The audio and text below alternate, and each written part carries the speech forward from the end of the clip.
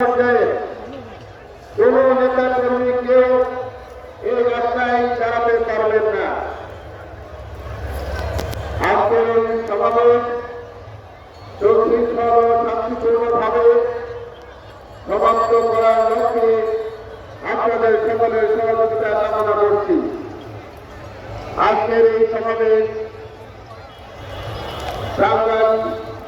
রামগঞ্জের ইতিহাসে একটি ঐতিহাসিক সমাবেশ হতে যাচ্ছে।